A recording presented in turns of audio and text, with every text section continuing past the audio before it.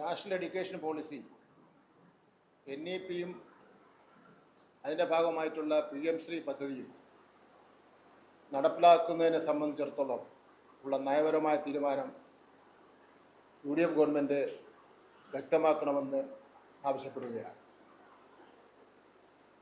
സമൂഹത്തിൽ അവ്യക്തത സൃഷ്ടിക്കുന്നതിന് വേണ്ടിയാണ് UDF ഗവൺമെൻറ് ഇക്കാര്യത്തിൽ ശ്രമിച്ചുകൊണ്ട് ഇരിക്കുന്നത്. PM ശ്രീ നടപ്പിലാക്കുന്നതുമായി ബന്ധപ്പെട്ട് നിയമാനുസരണമുള്ള ഒരു നടപടിയും ഇടതുപക്ഷ ജനാധിപത്യ മുന്നണി ഗവൺമെൻറ് സ്വീകരിച്ചിട്ടില്ല. പാഠപുസ്തകം എല്ലാ വിദ്യാലയങ്ങളിലും എത്തിയതിനെ സംബന്ധിച്ചിടത്തോളം എത്ര വിദ്യാലയങ്ങളിൽ എത്താനുണ്ടെന്ന് സംബന്ധിച്ചിടത്തോളം ഗവൺമെൻറ് വ്യക്തമാക്കും. യൂണിഫോം കിട്ടാത്തതിനെ സംബന്ധിച്ചിടത്തോളം നിരവധി പരാതികളാണ് ഉയർന്ന് വന്നിട്ടുള്ളത്. ഫിറ്റ്നസ് സർട്ടിഫിക്കറ്റ് കിട്ടാത്ത മൂലം പല സ്കൂളുകളും അപകടസ്ഥിതിയാണ്.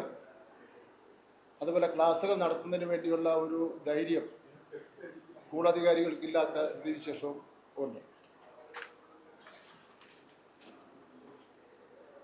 ജനാധിപത്യത്തിൻ്റെ ചരിത്രത്തിൽ ഇത്രയധികം U-ടേണുകൾ ഒരു സർക്കാർ അധികാരത്തിൽ കയറിയതിൻ്റെ ആദ്യ ദിവസങ്ങളിൽ തന്നെ കാണിച്ച ഒരു ഉദാഹരണം വേറെ ഇല്ല.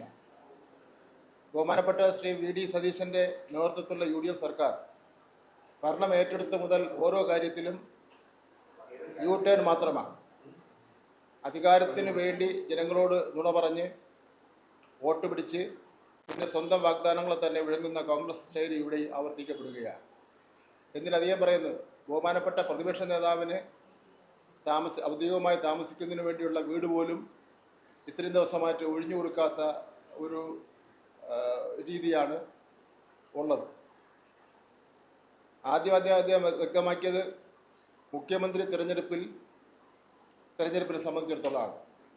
ഭൂരിപക്ഷം കിട്ടിയാൽ 24 മണിക്കൂറിനുള്ളിൽ മുഖ്യമന്ത്രി തീരുമാനിക്കുമെന്ന് പറഞ്ഞവർ പിന്നീട് എന്ത് ചെയ്തു എന്ന് വ്യക്തമാക്കേണ്ട സമയം കഴിഞ്ഞിരിക്കുകയാണ്. ജനങ്ങൾക്ക് വേണ്ടി ഭരിക്കാൻ വന്നവർ സ്വന്തം സർക്കാർ രൂപീകരിക്കാൻ എത്ര നാൾ എടുത്തുവെന്ന് നാം കണ്ടതാണ്. PM ശ്രീ സ്കൂൾ പദ്ധതിയെക്കുറിച്ച് അന്ധൻ ആനയെ തൊട്ടതുപോലെ അഭിപ്രായം പറയുന്നവരോട് വസ്തുത പറയട്ടെ. സമഗ്ര ശിക്ഷാ പദ്ധതിയും PM ശ്രീ വ്യത്യസ്തമാണ്. 2023-24 മുതൽ ഫണ്ട് മരവിപ്പിച്ചപ്പോൾ സംസ്ഥാനം സ്വന്തം പണം മുടക്കി ജീവനക്കാരുടെ ശമ്പളവും പരിപാടികളും നടത്തി.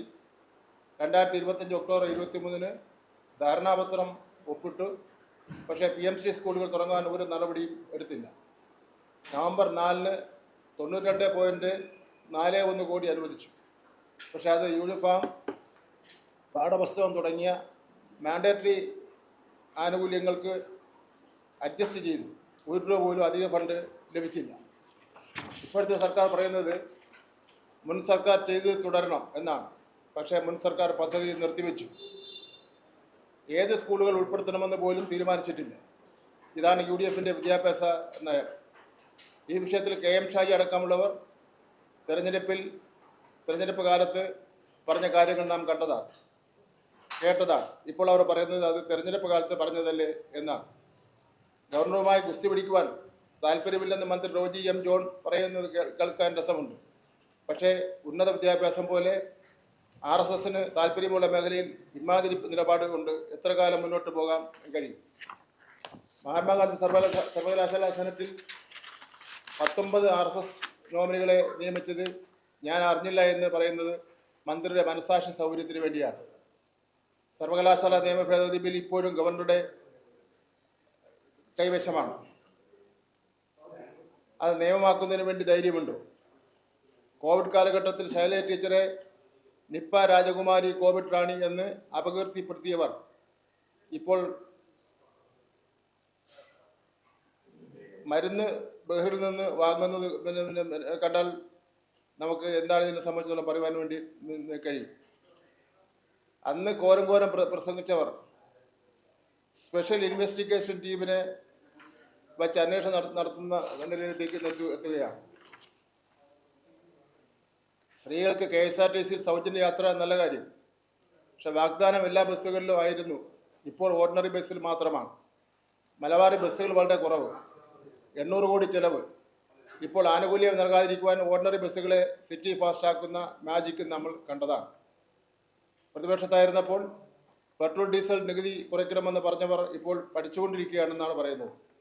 ഖജനാവിൽ പൂച്ച പെറ്റുകിടക്കുന്നുവെന്ന് വലിയവർക്ക് ആദ്യഘട്ടത്തിൽ പെൻഷൻ അടക്കമുള്ള കാര്യങ്ങൾ നൽകുവാൻ ഖജനാവിൽ പണം എവിടെ നിന്ന് ലഭിച്ചു? സെക്രട്ടേറിയറ്റ് നോർത്ത് ഗേറ്റ് തുറന്ന് സ്വാതന്ത്ര്യത്തിൻ്റെ ശുദ്ധവായു ശ്വസിച്ചു പത്രക്കാരെ പിന്നീട് അടപടലം പൂട്ടി ഒരു അധ്യാപകനെ മീൻ പോസ്റ്റ് ചെയ്തതിന് വിരമിക്കാൻ 2 ദിവസം ബാക്കി സർക്കാരിൻ്റെ ഫാസിസ്റ്റ് മുഖമാണ് ഇതിവിടെ വെളിവാക്കുന്നത്. ജനങ്ങളെ ഇതാണ് UDF സർക്കാരിൻ്റെ യാഥാർത്ഥ്യം. അധികാരം വേണ്ടി മാത്രം വാഗ്ദാനങ്ങൾ നൽകി യൂട്ടേൺ എടുത്ത് ജനങ്ങളെ വഞ്ചിക്കുന്ന സർക്കാർ. PM ശ്രീയിലും സർവകലാശാലകളിലും ധനകാര്യത്തിലും ആരോഗ്യത്തിലും ഗതാഗതത്തിലും എല്ലായിടത്തും യൂട്ടേൺ. ഇനി കേരളത്തിന് തിരിച്ചറിവിൻ്റെ നാളുകളാണ്.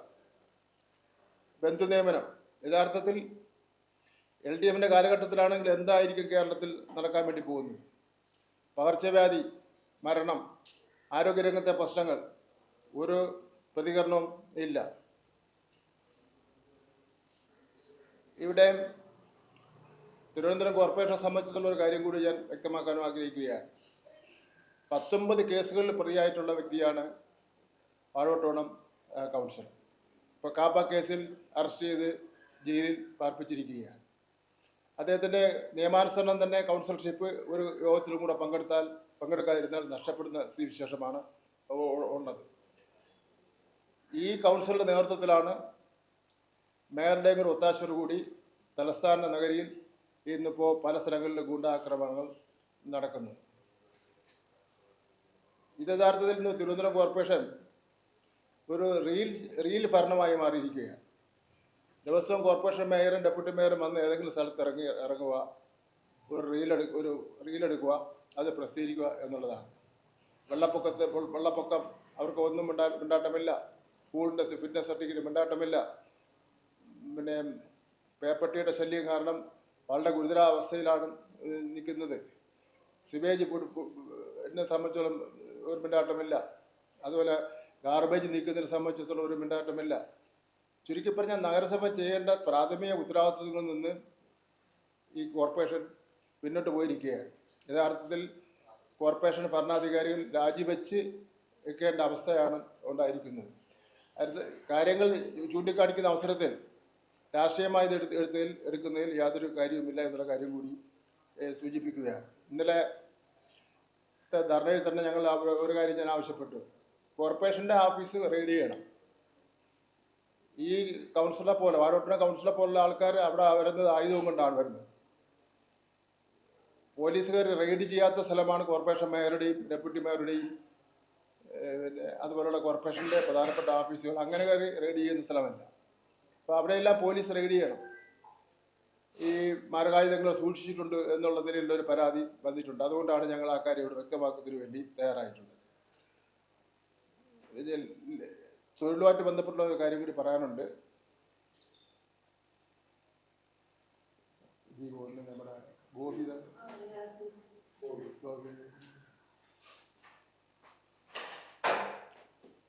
ഇതിനിടയിൽ വിദ്യാഭ്യാസ വകുപ്പില്